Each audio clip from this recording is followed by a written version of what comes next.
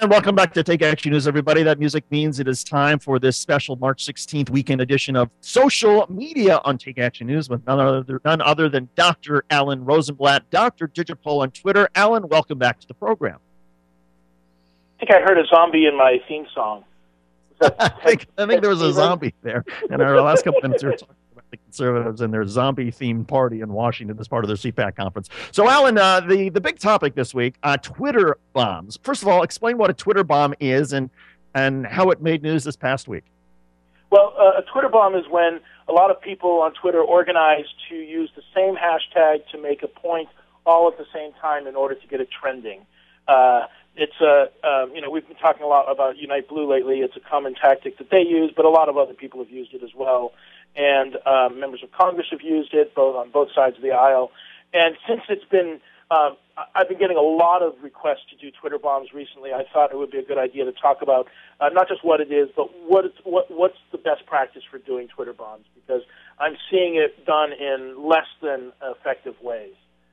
Well, and to that end, I mean, again, the point of a Twitter bomb is it's simply to sort of bring a lot of attention by making something trending, so people sort of see it in their trending line, but also to sort of just sort of throughout the Twitter feeds, people say, "Oh my God, something's going on with, whatever Right. the topic may be." Absolutely, absolutely, and I think it's the challenge, of course, is that to get something trending on Twitter globally, you need millions and millions of tweets.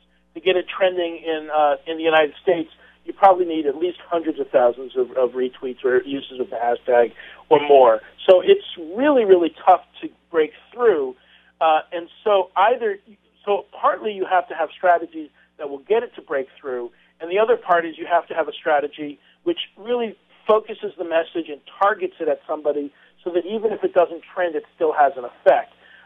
So in particular, if you want to target somebody, if you're trying to get a particular person to respond to a Twitter bomb, you should make sure that you have that person's Twitter handle in the Twitter bomb itself, so that even if you don't become trending, they get the flood of tweets in their public mentions box, in their inbox on Twitter. That's really key. But also, if you're starting to get if you're trying to get a Twitter hashtag to trend, and you're only using your Twitter hashtag that you want trending in the tweet, since you haven't established that hashtag yet, nobody's paying attention to it. So it's really important that in addition to reaching out to your network and asking them, to tweet it as well, that you include hashtags that reach into other affinity conversations on Twitter in order to expose them. I like to look at this as, training one hashtag community about the presence and use of another hashtag in order to boost the new hashtag out into the popular exposure. And as far as a hashtag, and I think you got a little bit to it, and that is, sometimes there's a discussion or decision you have to make about, okay, do I use my new hashtag? Do I use an existing hashtag? What's the best rule of thumb when trying to figure that one out?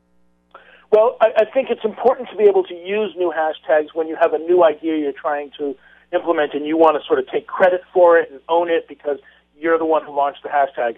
Years ago I launched the Top Prog hashtag in response to the TCOT hashtag, and was able to get it up into the top 20 hashtags for many months, and it's still kicking around, although P2 and Unite Blue are sort of, filling that space as well.